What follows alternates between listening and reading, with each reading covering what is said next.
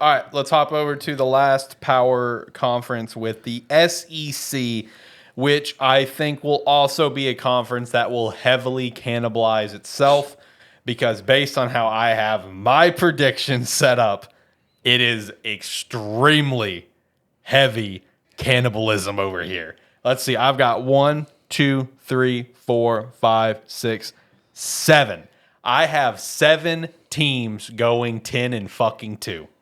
Jeez. 7 teams, the top 7 teams going 10 and 2. I like it. And everybody cannibalizing themselves. It's going to be a tiebreaker nightmare. Yep. So the way that it played out, Arkansas is not one of them, right? No, Darn. Arkansas is mentioned though. So take some pride in that, boys. Yes.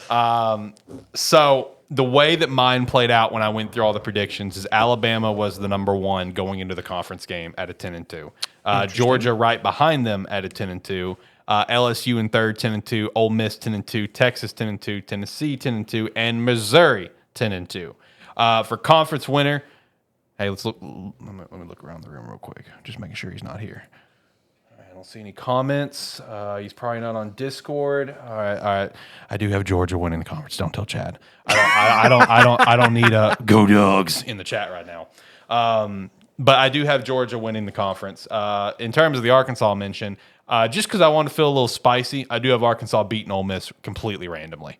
Just I was like, you know what? I could see that just being one of those random ass games that happen in college football, where they randomly catch a dub, because that's college football. Yep. Beyond that, though, like Alabama, I have them losing to Tennessee, LSU. I have Georgia losing to Alabama, Texas. I have LSU losing to Ole Miss, Florida. Ole Miss losing to Arkansas, Georgia. Texas losing to Oklahoma and Texas A&M. Tennessee losing to Oklahoma and Georgia. And Missouri losing to Texas A&M and Alabama. Like, literally, they're just cannibalizing themselves. This is going to be a wild-ass conference. You have Missouri losing to Texas A&M? Yep. Really? I also have Texas A&M beating Texas. Interesting. Yep. Okay, I want what Ohio is smoking, and I want what Alex is smoking right now. All right, so that's 2 of them. Okay, wow. The whole state of Ohio plus Alex is what you're saying. Exactly. The whole state of Ohio plus Alex.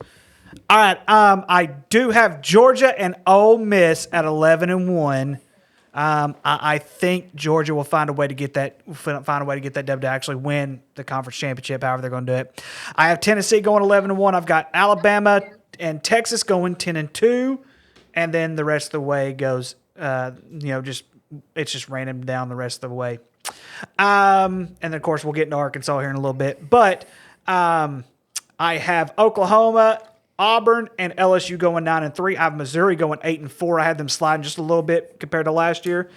Kentucky 7-5, Florida 6-6, South Carolina 5-7, Texas. I only have Texas A&M winning 4 games this year.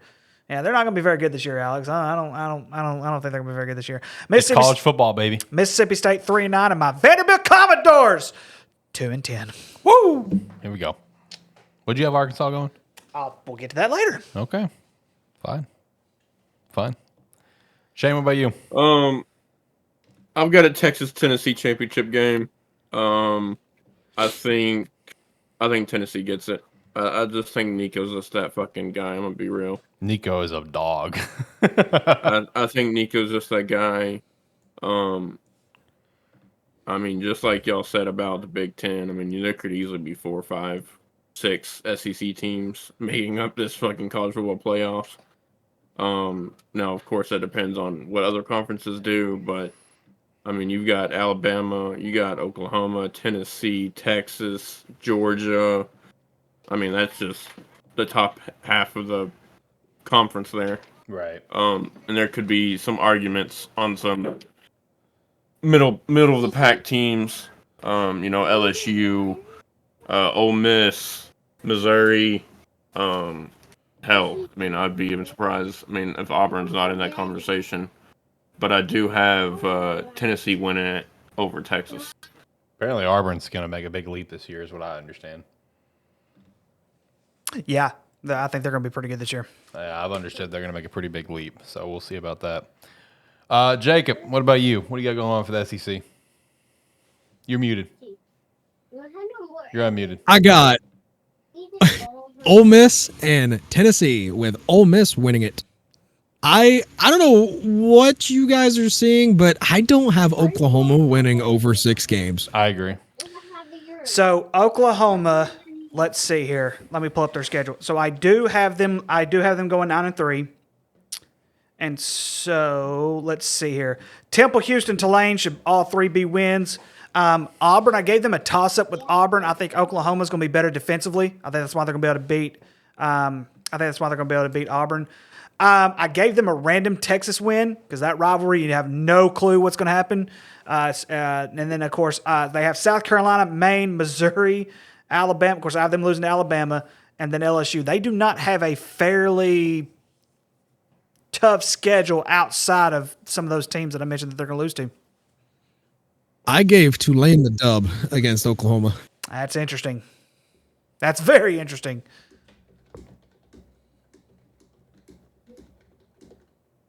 And I love how Oklahoma is following suit and scheduling FCS teams, just like the weak SEC is. They've scheduled one FCS team. One. Yep. They're following the lead. A lot of teams have scheduled FCS teams, my man. It's an SEC tradition. Yeah. That conference will never get my respect until they stop doing that. Are you out of your mind? They've won more national championships in the last 20-plus years than any conference. It's because they usually have easy schedules. Oh, Lord have mercy. Especially They non-conference. win. Are you They out of your win. fucking mind? They Especially win. non-conference schedules? Absolutely. Jesus Christ. Jacob, what they need to do is follow what the Big Ten does with the MAC. They need to schedule the Sun Belt instead of fucking D7 schools. Okay. I absolutely agree with you. So, first of all, as far as I'm concerned, the SEC has funded the FCS Division II's fucking league Yes, for the last they have. 30 years. And that's why the Sun Belt struggles. and in Ohio State does play Akron quite a bit. Akron is just like playing an FCS team, man. And that's an FBS team. Thank you very much. I think don't that care. games They against don't FCS win. schools, unless they are in the top 5 in the FCS, That's could not hard to- count towards your total record. That's hard to predict. Okay, Jacksonville State and Kennesaw State are now Division I, but it's not any different than a Division II team coming into the SEC and playing an SEC school. I There's think no difference. FCS should be separate from FBS entirely. You can give me weak schedules all you want to, but the simple fact of the matter is the SEC is still the most dominant conference in college football, and they have proven it year after year after year, and they haven't gone anywhere. They haven't gone anywhere. Yeah, They're it's because still their in the- non-conference they're schedules still are in weak the- as shit. They win! They win championships! Where else are you going to do it? They win championships! It's about And winning! there's also an SEC bias as well. Oh, And for I'm the not love saying of there isn't a God. Big Ten bias either, because there is. There's a huge bias between the SEC and the Big Ten. It's about getting the W. We're about to be in a 12-team playoff. And even in the 14 playoff, you still had SEC teams winning, including Georgia and Alabama. And this and is they were another done. reason why I do not agree with human beings picking which teams are in the playoffs. Why the hell are we going to pick? We're going to let computers do it? Yep. Bring back the BCS, but in playoff format. Hey. Guess what happened? When the BCS was picking, SEC was in it. Every year. Every year. Okay. That was with 2 teams, though. They still won. They still won. They still went by that system that you're talking about. Give them whatever system you want to. Let a terrible football show decide the top 12, all right? We've said it before. We'll say it again. Let a terrible football show do it. This is a traditional northerner versus southerner argument here. It is. Yes. I will agree with you to an extent. But here's the thing. Why would any of these other teams, like big teams, want to play the SEC? Why? Why do you think they avoid them? Because they don't want to get beat. They don't want that against their record. Every team does it. There's every school. It doesn't matter what it is. Whether it's an FCS or it's a lower-ranked FBS division level team like Akron. There's always Rick, going to be Rick. those wins. There's always going to be those teams that you can say, oh my gosh, this is a weak schedule. But yet at the end of the day, when you look at the SEC schedule, you see more teams ranked than any other conference. Maybe besides the Big Ten, because the Big Ten has power for power, matched some of their rankings over the years. But for the most part, the SEC has dominated. I don't care if it's bias or not. They still win. That's a fact. We'll look it up. That's a fact. Let me restate what I said here and tweak it a little bit. I'm okay with humans picking it, but it should not be humans that are affiliated with any of the top 25 teams. That's why I said a terrible football show should do it. Yeah, Rick, I got a question though. What? When was the last time Arkansas went to the Northeast? They were actually supposed to go to Notre Dame. They go back to Notre Dame. I think it's next year year after. Yes, yeah, they were. When have they actually went though? When was the last time they went? To the Northeast. Probably the last time they won a Natty. Well, Rutgers. We played Rutgers back-to-back years. And so how long ago was that? And we're talking about Arkansas here, man. We're talking about Arkansas, Tyler. Arkansas's not winning national championships. I know what Tyler's going on about, and the SEC never likes to go to the North, it seems like. Very, very rare. Yes, but once more. Because they can't play out of their element. They can't play in the northern weather. They don't know how to play in snow. We're still winning. It's just just like the Saban deal. It's just like the Saban thing, okay? Everybody wanted to complain for years because Saban was winning. Why do people hate winners? I don't understand that. I'll never understand that. I don't like Ryan Day from Ohio State. He wins. He's ugly. He wins. You call him ugly? Yeah. I'm just saying he wins. I don't like him as like how he is personally. He's a great coach. Everybody knows that. But since when did we get in this delusion where winning took a back ride and we have to make excuses for it? But yet, and I'm making an NBA reference on a terrible football show, but when it comes to LeBron James and he loses, they want to make excuses for why he loses. It makes no sense to me. Ladies and gentlemen. He should lose. Ladies and it's gentlemen. Fucking hilarious. Ladies and gentlemen. I'm from Ohio. Ladies and gentlemen, it is a well-known fact. You have wins and you have losses. Do you prefer to win or do you prefer to lose? Lose. You're out of your mind. I would rather lose to a great team than win against a subpar team. I'm not saying that. I'm just trying to tell you. Stop coming up with excuses why one conference has been so dominant over the other just because their schedule. You got to play your schedule. It's part of it. I don't care if it's schedule bias or not. They win. Or do they win or not? Regardless of schedule bias, do they win? Yes, they win. It's been a proven fact. Y'all wanted to get rid of the BCS because computers were doing it. Then they go to the 14 playoff, and guess what happens? We have a couple of Big Ten teams in Ohio State and Michigan. Ohio State won one with Urban Meyer, haven't won since, but yet we want to keep on making the same excuse year after year.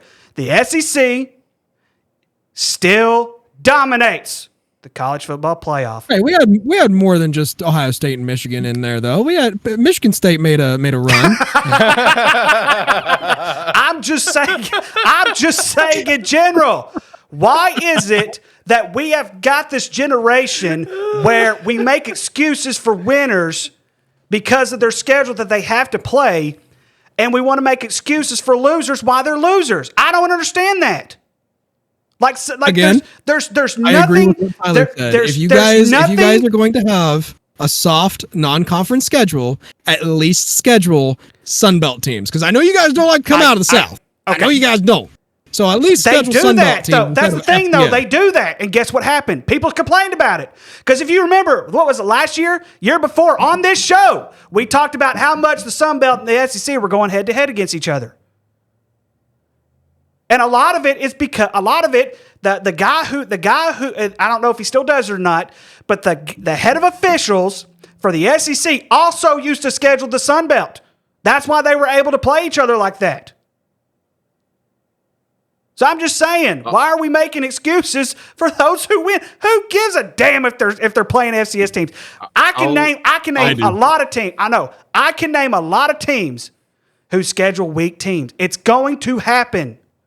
It's like a high school team playing a middle school team. No, it's not. It's not even close.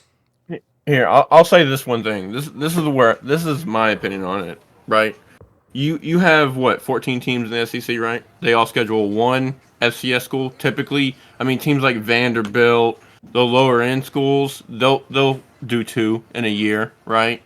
But still, at the end of the day, the reason why we have the ability to schedule that one FCS school per team typically is because we're still the toughest conference, and you can pick our top 10 schools and put them in any conference in the country, and they're still going to be in that top 10, regardless of put them in the Big Ten from last year, minus Ohio State and Michigan. Those teams are going to be right there. Well, we're not going to count Michigan. I'm going to put that out there for everybody. Don't even count Michigan's record for the last 3 years. Oh, come on. Here we go. It's way too Lord up in the air mercy. right now. It may end up even getting say that they were revoked anyway. dominant. It may end up getting revoked, but once again. I can't use examples from something that hasn't happened yet, so that's why I'm going to the past, right? And you can even say yourself, for the last 7-8 years, the only true threats consistently in the Big Ten, Ohio State, Michigan. The bottom 12 teams of that fucking conference might as well be Sunbelt. Same way with the Big 12. Yeah, you do got a point there. I ain't gonna lie. The same way with the Big 12. Just say minus four schools, you might as well have them in the fucking ACC. It's impossible. I will say that so many times because there are so many teams in the FBS. It's impossible for every team to play each other every single year. It's nearly impossible to do. That's why you have FCS schools that are scheduled in. And yes, some of them are guaranteed wins. Yes, they're allowed to schedule one. Now the bowl game. Bye week. Now the bowl committee used to have a rule that if you played an FCS school, it would basically if there was a tiebreaker with a team that was 6-6 and that other 6-6 team had an FCS school win, that FBS school would get in. So yes, even though the schedule bias or whatever that you call it has been implemented, there's still ways around that. So yes, I agree. But here's something else. Not many teams from the North come south. I know Michigan came down to play Alabama in a neutral site game, but we don't see many teams from the North come down in the South. Not like we usually go out west. You guys don't really treat us well down there. That's because it's the South. I don't think the South treats anyone well. Man, I would love to see one of the SEC teams come up north and play in a snow game. I would love to see that. I would too. Oh, wait. They wouldn't even be able to drive up here in the first place. You guys don't know how to drive in the snow. Now, that is true. That is a true statement. All I'm saying is, the only good thing about Northern people is I'll see you guys in the national championship this year. All right. I'm gonna take this back on the tracks. I'll let you guys have your fun a little too long. Let me follow up on some comments. So, gonna follow up on the comments, but let's not dive into them too much because we went off the rails. No, we're diving into them. We went off the rails. All right, we went off the rails. Let's be honest here. So the first one, this is from Kirito, who's been in the chat. Remind me, by the way, Ricky, he's got some questions for you. I said I would ask them at the end of the show, so we don't completely get Who is this? Kirito, the basketball stuff. Yes, let's do it. I'll ask him at the end of the show so we don't derail too much. So SEC give college football the most money. More SEC schools in the playoffs equals more fans on glued to the TV and packed out stadiums equals millions and billions of dollars. I mean, that's fair. I mean, that's you have more of like the SEC teams in the college football playoff, and you're going to get more money. I mean, we see that every year. Mm-hmm. The other one, Jacob, this one seems to be directed at you, I believe. So this one says Alabama beats Wisconsin at Wisconsin. Keep that same energy, and your beard makes you a Walmart version of Dale Earnhardt Jr. Oh my gosh, that's terrible. I will keep that same energy because at least they will beat a quality upper echelon team. Oh, Fair. Lord. Wisconsin's not that great anyways. Lord have mercy. Also, Tyler, I have a fucking question. You son of a bitch. You better answer it honestly. Did you tell Chad to come in the chat and say dogs on top? Because I asked Chad and he didn't answer. So you tell me the truth. Did you text him and tell him to come? I did not text him. Don't lie to me. I'm dead serious. I'm dead serious. Because like a few minutes after I said that, like I look over, he's like dogs on top. And I'm like, Tyler, this son of a bitch. I bet he texted Chad, told him to come. No, yeah, I haven't. I ain't talked to him since like 1 o'clock. All right, I'll take your word for it, but I want you to know 8 o'clock this morning. My fault. you're kind of sus right now, and I might eject you from this ship. So I'm just gonna shout out to Among Us. I'm just gonna keep that known that you're kind of sus right now. Oh, my gosh. Are we done with SEC? Like, I don't even remember who. Where are we at on predictions? What's happening? Who's doing their predictions right now? I think Jacob finished last. I think we're done with SEC predictions. Yeah, I said Ole Miss versus Tennessee with Ole Miss winning. Okay, so did everyone get their predictions out? I mean, I didn't. But Okay, Tyler, go ahead. Throw them out. Let's get back on track. Number 1, Texas. They're the best team. It don't even fucking matter. Okay. Number 2, LSU. With their loss to Ole Miss. Ole Miss was getting some dubs. I ain't gonna lie. Then I got like 2 teams with 2 losses, 3 teams with 3 losses. But I realized that I did not have Bama anywhere on my list. So I went to look at their record. Bro, I got them going 6-6. And I'm riding with it.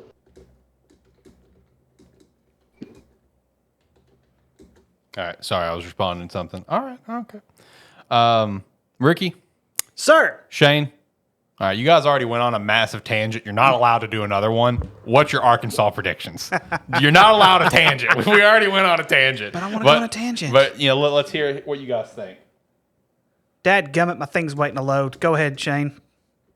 Yeah, that's fine. I'll make it simple. This team can go 2-10, or this team can go 7-5. I don't see us being any better than that, unless we somehow upset a team or two. I think 7-5 is our ceiling this season.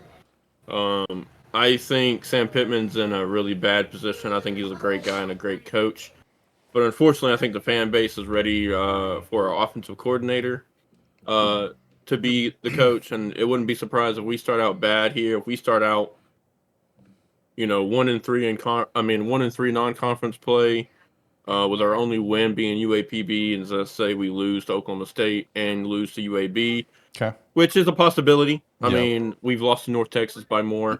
We've lost to Colorado State before. It's not anything that would be a surprise. But if we start off like that and we start off 0-3 in conference play, you can see Sam Pittman out the door and Bobby Petrino being named interim head coach. And then we'll see from there. But I think 7-5 is Arkansas' ceiling. 2-10 would probably be the floor. Yeah, I mean, I think it all just depends on how much our offense improves. I mean, I think we can agree that there have been times that our offense has just completely let our defense down, and so I'm hoping that this year we won't have that. So I mean, yeah, there's just so many what ifs with this team because KJ transferred. He's at Central Florida now. From my understanding, we have decent depth at wide receiver, just not a ton of speed. So and usually, as far as the patterns that Bobby Petrino likes to run, I don't know how that's going to play out. I do know that we saw Texas A&M have a great offensive year last year, or what was it last? Yeah, last year when he came in, and even though Texas A&M lost, lost, and eventually Jimbo was fired, we could probably see a similar situation with Sam Pittman this year, and so I do have Arkansas going 7-5.